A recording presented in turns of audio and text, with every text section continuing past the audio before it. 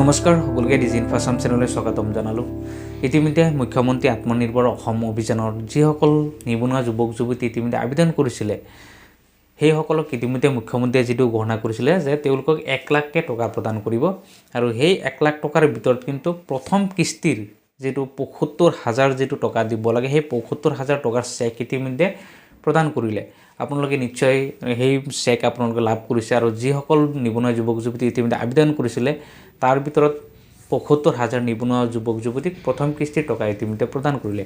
এই প্ৰথম কিস্তিৰ যিটো চেক আপোনালোকে লাভ কৰিছে এই চেকত যদি আপোনালোকৰ কিবা কাৰণে নাম ভুল আহিছে তেতিয়াহ'লে আপোনালোকে কি কৰিব লাগিব, কাৰণ ইতিমধ্যে বহুত মানুহৰ এনেকুৱা প্ৰব্লেম হৈছে, বহুত মানুহৰ চেকত নাম ভুল আহিছে বা ডকুমেণ্টছত ভুল আছে বা বেংক পাছবুকত নাম ভুল আছে, তেতিয়াহ'লে আপোনালোকে কি কৰিব লাগিব।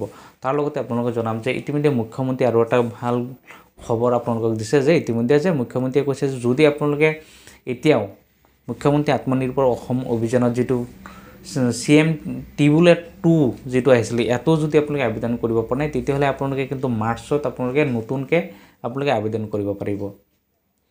গতিকে আত্মনিৰ্ভৰ অসম অভিযানত যদি আপোনালোকে নতুনকৈ আবেদন কৰিব বিচাৰে তেতিয়াহ'লে আপোনালোকে মাৰ্চ মাহলৈকে আপোনালোকে অপেক্ষা কৰিব লাগিব। মাৰ্চ মাহত আপোনালোকে কিন্তু নতুনকৈ আপোনালোকে আবেদন কৰিব পাৰিব। গতিকে মুখ্যমন্ত্ৰী আত্মনিৰ্ভৰ অসম অভিযানত যদি আপোনালোকে এই বিষয়ে জানিব বিচাৰে বা কেতিয়া তাৰ নটিফিকেশ্যন আহিব আপোনালোকে সেইখিনিও জানিব বিচাৰিলে আপোনালোকে চেনেলটো ছাবস্ক্ৰাইব কৰি তাৰ নটিফিকেশ্যনটো আপোনালোকে অন কৰি ৰাখিব। তেতিয়াহ'লে যি ইনফৰমেশ্যন আহে সেইটো আপোনালোকে লগে লগে আপোনালোকে জানিব পাৰিব।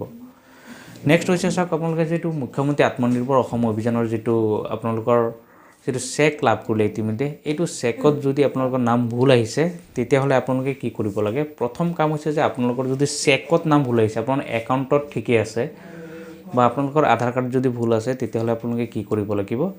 ইতিমধ্যে চাওক দুটা ছিষ্টেম আছে। এটা হৈছে চাওক যদি আপোনালোকৰ কিবা কাৰণে একাউণ্টৰ নাম ভুল থাকে বা চেকত ঠিকেই থাকে তেনে ক্ষেত্ৰত বা চেকত ভুল নাম আছে একাউণ্টত ঠিকেই আছে আধাৰ কাৰ্ডতো ঠিকেই আছে তেতিয়াহ'লে আপোনালোকে এটা কাম কৰিব পাৰে যিটো হৈছে মেজিষ্ট্ৰেট এফিডেভিট, যিটো কৰি পেলাই আপোনালোকে ছাবমিট কৰিব পাৰে আৰু সেইটো সম্পূৰ্ণ হৈছে বেংকৰ ওপৰতহে ডিপেণ্ড কৰে। যদি বেংকে আপোনালোক সেইটো একচেপ্ট কৰে তেতিয়াহ'লে আপোনালোকে এফিডেভিট দিলে হৈ যাব। যদি আপোনালোকে এফিডেভিটত সেইটো কাম নহয় তেতিয়াহ'লে আপোনালোকৰ যিটো চেক ইতিমধ্যে ইছ্যু হ'ল আপোনালোকে সেই চেকটো ইতিমধ্যে ৰিটাৰ্ণ কৰিব লাগিব।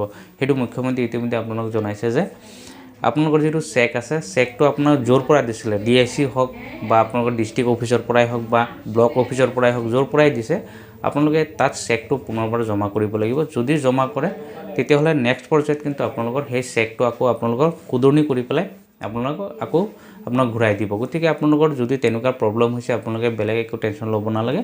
আপোনালোকৰ যদি তেনেকুৱা চেক ভুল আহিছে তেতিয়াহ'লে আপোনালোকে য'ৰ পৰাই আপোনাৰ চেকটো ইছ্যু হৈছে তেওঁলোকক আপোনালোকে পুনৰবাৰ উভতাই দিয়ক। আপোনাৰ ডকুমেণ্টছ সহ আপোনাৰ বেংক পাছবুক আৰু আধাৰ কাৰ্ড আৰু ডকুমেণ্টছ সহ আপোনালোকে পুনৰবাৰ তেওঁলোকক ঘূৰাই দিয়ক। তেতিয়াহ'লে নেক্সট পৰ্যায়ত আপোনালোকৰ এইখিনি শুধৰণি কৰি পেলাই আকৌ চেকটো আপোনাক উভতাই দিব। তেতিয়াহ'লে আপোনালোকৰ যি প্ৰব্লেম আছে সেইখিনি আপোনাৰ ছল্ভ হৈ যাব আৰু টকা যিটো ইতিমধ্যে ৭৫,০০০ যিটো টকা দিব সেইটো আপোনালোকে লাভ কৰিব।